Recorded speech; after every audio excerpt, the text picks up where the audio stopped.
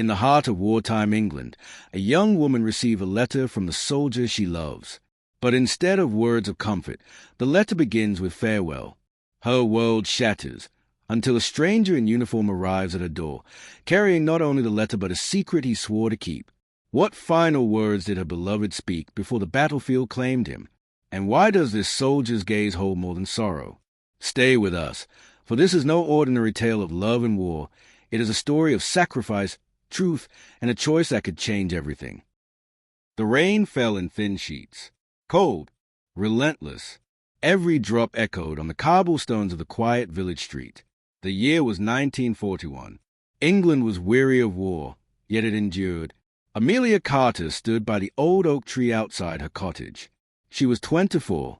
Her dark auburn hair was tied back neatly, though loose strands clung to her pale cheeks in the rain. Her gray wool dress was damp at the hem, and her hands trembled as she clutched her shawl closer to her shoulders. Her eyes remained fixed on the dirt road that cut through the village. She waited.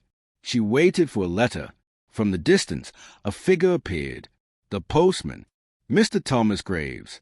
He was 58, with a stout build and a face carved with lines of exhaustion. His uniform was worn, his cap pulled low, and his boots carried the weight of endless miles. He moved slowly, but Amelia's heart raced with each step he took closer. Every sound seemed louder in her ears. The splash of water beneath his boots, the whistle of the wind weaving through the bare branches, the faint clink of metal clasps on his leather satchel. Her breath caught. Her chest ached. She feared what that satchel carried. When Mr. Graves stopped before her, the rain seemed to still. He did not speak at once. Instead, he looked at her with a gaze too heavy, too full of meaning. It was a silence that froze her more than the cold. Finally, he pulled a single envelope from his bag. The paper was smudged with water stains. The handwriting, sharp and bold, belonged to Samuel.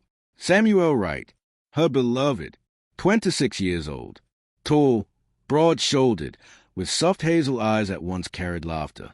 Now he was far away, a soldier at the front. Amelia reached out with trembling hands.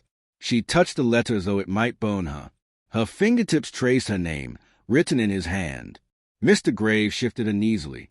He cleared his throat. "Miss Carter," he said quietly, his voice hoarse. This one arrived differently, carried by a regiment courier, not the usual post.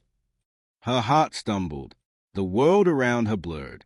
The storm of rain and wind vanished into the background. Amelia tore the envelope open, the paper weak beneath her wet fingers. Her eyes scanned the first line. Her lips moved soundlessly, shaping his words. But then, she froze. Her face drained of color. Her breath rasped as though the air had turned thick and heavy. The words struck her like a blow to the chest. The letter did not begin with love. It began with farewell. The ink bled faintly on the damp page.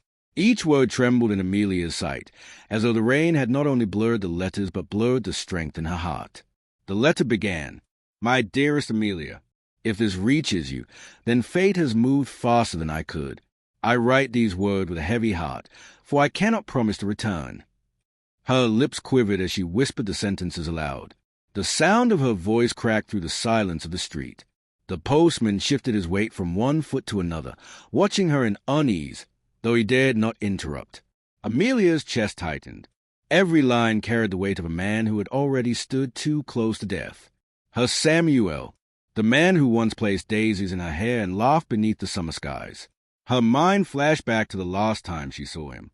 The station platform, steam from the train rising thick in the air, the smell of coal smoke and oil. His uniform too new, his boots too polished. He had smiled then, though his eyes had carried sorrow. She blinked hard, dragging herself back to the present, back to the words in her hand. War changes men. Amelia. It takes the laughter from their mouths and fills it with silence.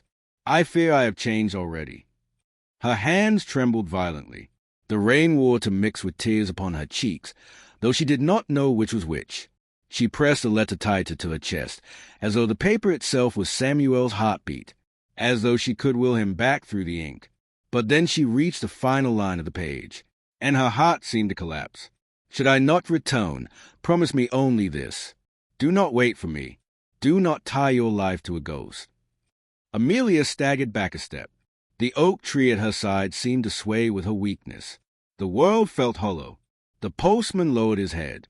His voice was barely above a whisper. "There's more, Miss Carter." The courier said this letter was found, not delivered by his own hand. Her eyes widened. Her body went cold. The words blurred before her sight. Found, not delivered. Her breath came in ragged gasps. Every sound in the street sharpened to a piercing edge. The whistle of the wind, the pounding of rain. Her own heartbeat, wild and uneven. For the first time since the war began, Amelia felt true fear. The kind of fear that did not simply whisper of absence, but screamed of loss. The silence pressed upon her like a weight. The word not delivered by his own hand, repeated in her mind, louder than the storm. Amelia's grip on the letter tightened until her knuckles whitened. Her voice was faint, trembling. "What do you mean, Mr. Graves? Tell me, what do you mean?" The postman shifted beneath the oak tree. His satchel swayed with emotion, droplets dripping from its leather straps. He avoided her eyes at first, as though afraid his answer might wound her more than any bullet could. Finally, he spoke. The courier said it was found near Arras, in France, on a battlefield, among scattered belongings. Her body stiffened. She could feel the rain running down her spine like ice. Her ears rang, drowning out the world around her. She forced the words from her throat. "And Samuel, was he?" Mr. Graves looked down at his sodden boots. His voice faltered. There was no name upon the fallen, only his letter. That is all the courier brought back. The village street seemed to darken. The gray sky pressed lower, smothering her. The cobblestones blurred as her tears mingled with the rain. She clutched the paper harder, pressing it to her chest. Her heart screamed for denial, but the letter's words burned against her skin. Her Samuel's farewell. Her knees weakened. She sank onto the wet earth beside the oak. The tree's bark scraped her shoulder, rough and unyielding. The scent of rain-soaked soil filled her lungs, but she could barely breathe. In that moment, the sounds around her sharpened with painful clarity. The crow's harsh call from a nearby rooftop, the rattle of a shutter slamming in the wind, the uneven breath of Mr. Graves as he stood helpless. The world had not stopped, but hers had. Then, from the distance, another sound rose above the storm. The sharp strike of boots. A rhythm. Marching. Amelia lifted her head slowly. Through the sheets of rain, a figure approached from the far end of the road. A soldier, his outline tall, his movements deliberate, each step echoing in the hollow street. Her heart stuttered. Her breath caught. For a fleeting instant, through the blur of rain and grief, she thought she saw him. Samuel. The sound of boots striking stone grew louder. Each step was deliberate, heavy, echoing through the narrow street. Amelia rose shakily to her feet, the wet hem of her dress clinging to her legs. Her heart pounded so violently that she felt it in her throat. Her fingers still clutched the letter, now wrinkled and damp against her chest. The figure drew closer. Through the curtain of rain, the image sharpened. A young man, tall, lean, shoulders squared beneath a mud-stained British uniform. The fabric clung to him, darkened by the storm. A faded satchel hung at his side. His hair, a deep chestnut, plastered against his forehead. When he lifted his face, Amelia's breath caught. For a heartbeat, she swore it was Samuel. The same strong jawline, the same hazel flicker in the eyes. Her lips parted. Her voice trembled into the rain. "Samuel?" The soldier stopped just a few paces away. His chest rose and fell with slow, controlled breaths. He looked at her intently, but there was no warmth of recognition, no smile that once belonged to her Samuel. His voice was deep, steady, carrying a weight far older than his years. "I am Corporal Daniel Hale, 25 years of age, from Manchester." He stood straighter, as though the formality was armor. Amelia's heart crashed back into despair. Not Samuel, a stranger. Daniel's gaze shifted to the letter in her hand. His eyes darkened. "I see you have received it. Then you already know." The rain thundered harder against the rooftops. Her voice shook as she forced the words out. "Know what? Speak plain, I beg you." Daniel stepped closer, and the air between them felt heavy, thick with unspoken things. He lowered his voice, almost a whisper swallowed by the storm. I was there when that letter was written. I was there the night he pressed pen to paper. And I was there when he fell. The street tilted around Amelia. Her knees buckled, and she caught the oak trunk for support. The bark dug into her palm, grounding her to reality. Her ears rang. Her heart screamed. Samuel's last moments, this stranger had seen them. Daniel's eyes softened, though shadows lingered behind them. There is more to his story than what is written, but it is not one to speak here, in the open. Amelia stared at him, drenched, trembling, torn between fear and desperate hope. The letter burned against her palm. The words of farewell were not enough. She needed truth, and Daniel carried it. The storm eased slightly. The rain softened into a fine mist, though the clouds above still pressed dark and heavy. Amelia's shawl clung to her shoulders, soaked through, yet she did not move. Her eyes stayed fixed on Daniel, the stranger who held her fate upon his tongue. He glanced around a deserted street, then back to her. We should not speak of this where ears might pry. War carries rumors faster than truth. Let us step inside. Her cottage stood only a few steps away. The small stone home, its chimney cold, its windows misted with damp. She hesitated, but the desperation in her chest urged her forward. She nodded silently and led him inside.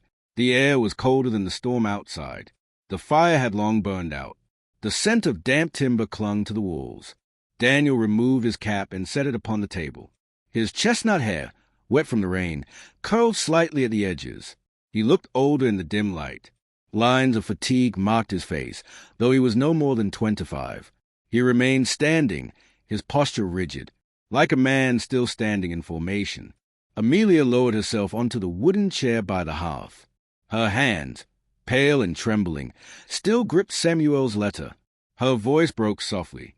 "Tell me, Corporal, I beg you, tell me what happened." Daniel's gaze dropped for a moment, as if searching for strength. When he finally spoke, his word carried the weight of mud, smoke, and blood. It was night. The ground near Eris was churned with craters, the air thick with smoke.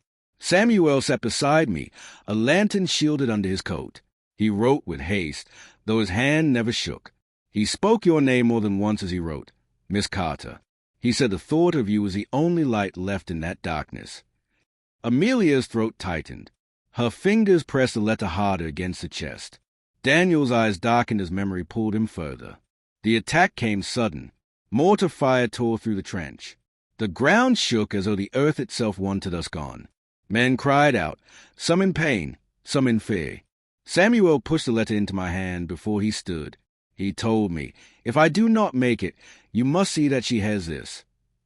Amelia's breath quickened. Her pulse roared in her ears. Every word painted the image too vividly. She could see him in that trench, hear his voice echoing through Daniel's retelling. Daniel's jaw tightened. He fought bravely, too bravely. When the smoke cleared, he was gone, buried beneath the weight of earth and stone. The room seemed to close around her. The air turned thick, suffocating. Her tears fell freely, her body shaking with grief. Yet Daniel was not finished. He stepped closer, his voice dropping low, almost a confession. But there was something else. Amelia. Something he said in those final breaths before the earth took him. Something that was not written in this letter. Amelia's eyes lifted, wide, desperate, burning with both fear and hope. Her voice cracked. What did he say? Daniel hesitated. His breath trembled as though speaking the words would wound him as deeply as her. He said. The room was silent. The only sound was a faint drip of rainwater sliding down the cottage windows. Each drop seemed louder than the last, like a ticking clock that waited for Daniel to speak. Amelia leaned forward, her hands gripping the edge of the chair. Her breath was shallow. Her lips moved silently, urging him to continue. Daniel closed his eyes for a moment, as though gathering the courage to relive the memory. When he opened them, they were clouded with sorrow. Samuel's body was pinned by the collapse of the trench wall. The earth held him fast. I tried, Amelia. I swear to you, I tried with all my strength to drag him free. But the fire raged closer, and the weight of the ground was merciless. Amelia pressed a hand over her mouth. Her heart screamed within her chest.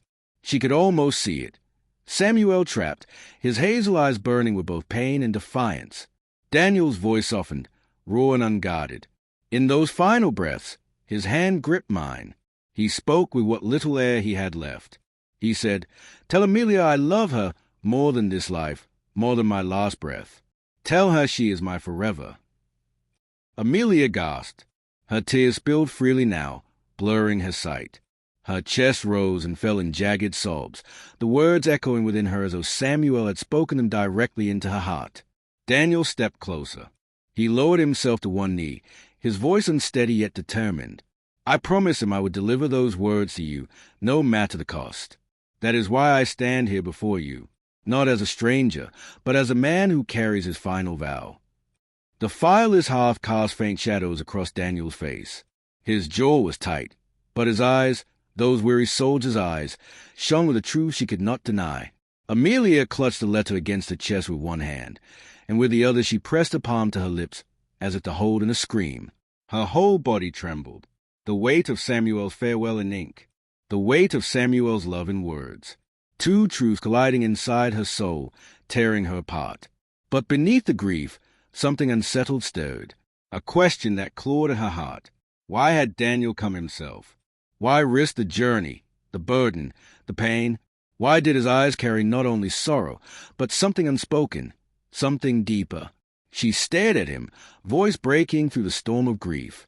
"Corporal Hale, why does it feel as though Samuel's words are not the only reason you are here?" The cottage was heavy with silence. The storm outside had quieted, leaving only the soft hiss of rain against the windows. Inside, the air was thick, as though the very walls held their breath. Amelia's question lingered between them. Her eyes, red and swollen with grief, searched Daniel's face.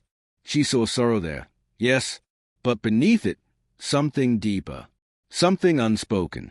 Daniel remained on one knee, his jaw tense, his hands curled into fist against the floorboards. His breath came slow, deliberate, as though he weighed every word before daring to let it out. At last, he rose to his feet. He stood tall, his shoulders rigid, his gaze lowered. When he spoke, his voice carried both strength and shame. "You are right, Miss Carter. I did not come only because of Samuel's last words. I came because I owed him more than that. I owed him the truth." Amelia's hands clutched the letter tighter, the paper crumpling beneath her grip. Her heart thudded violently in her chest. Her voice cracked as she forced the question out. "What truth?" Daniel lifted his eyes. They glistened in the dim light, haunted by memory. "Samuel saved my life. On that night, when the trench collapsed, the blast would have taken me too. He shoved me clear, at the cost of his own escape. His sacrifice bought me the breath I speak with now." Amelia gasped, her hand flying to her mouth. Her tears spilled anew, her body trembling under the weight of his words. But Daniel's voice grew heavier, as though the burden was still only half-spoken. "And there is more. He did not only save me once. He saved me many times. He shielded me when bullets tore through the air. He steadied me when fear weakened my legs. He spoke of you, always of you, and said that you were the reason he fought with such fire." Amelia closed her eyes tightly, the pain almost unbearable. Her Samuel, always giving, always protecting, even at the end. Daniel stepped closer, his tone deepening. "But his last act was more than duty. He chose me to bear his words, his memory, his love. And since that night, I have carried a weight that does not let me sleep." Amelia's eyes snapped open, confusion flashing through her grief. "What weight?" she whispered. Daniel's hand trembled as he reached for the edge of the table, gripping it tightly. The muscles in his jaw flexed. His voice broke with a rawness he could no longer contain. "The weight that I too loved you, even before I knew your face. Through his stories, his letters, his laughter in the dark trenches. I knew you as he knew you. And when I looked upon you today, it felt as though I had known you my whole life." The room froze. The silence was deafening. Amelia stared at him, her heart lurching violently between disbelief, grief, and something she could not yet name. Samuel's words burned in her chest. Daniel's confession echoed in her ears. The storm outside had ceased, but inside, a new storm had begun. The cottage air seemed still, yet Amelia's heart thundered so loud she thought it might shatter the silence. Daniel's words hung in the space between them, raw and trembling. He had spoken what no soldier should, what no friend should, yet what no heart could cage forever. Amelia gripped Samuel's letter tightly, the crumpled paper warm against her chest. Her breath came in shallow waves, broken, uneven. Her eyes searched Daniel's face. Not for lies, there were none, but for reason, for sense, for anything that could steady the ground beneath her feet. Her voice cracked. You loved him as a brother in arms, and yet you confess this to me? Do you not see the cruelty of such words? Daniel lowered his gaze, shame flickering across his features. I know, Miss Carter. Every step that brought me here, I battled with it. But truth does not rest quietly. It gnaws at the heart until spoken. I did not come to steal his place. I came to honor him, and to honor what he left behind.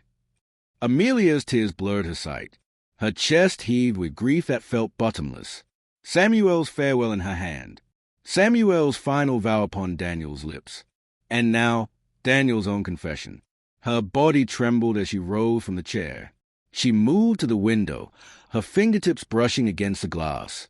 Outside, the storm had passed. The sky was heavy with clouds, but a sliver of pale light broke through. She whispered, her voice almost lost the air. Samuel asked me not to wait for him. To live. To love again. But how can a heart obey such a command when it is still bound in chains of sorrow? Daniel stepped forward, though not too close.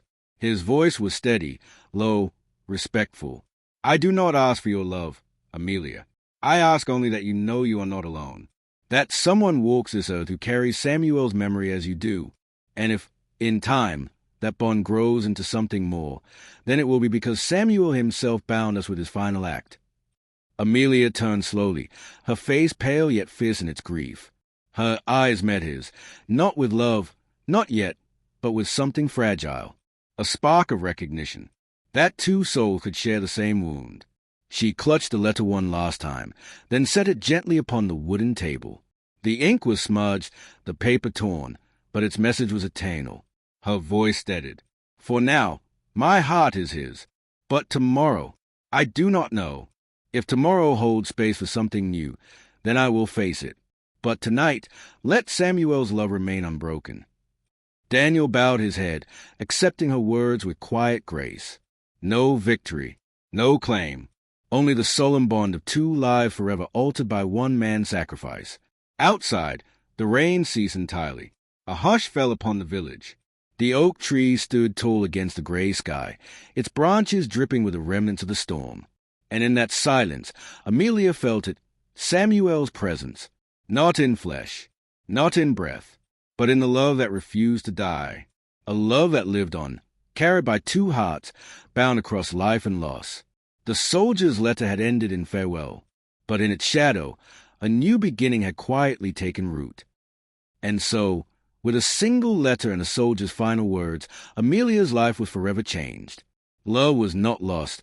It was carried, shared, and reborn in the silence of war's aftermath. Some endings are not the end at all, but the beginning of something unspoken. If this story touched your heart, do not let it fade here. Subscribe to our channel and join us for more timeless tales that linger long after the last word.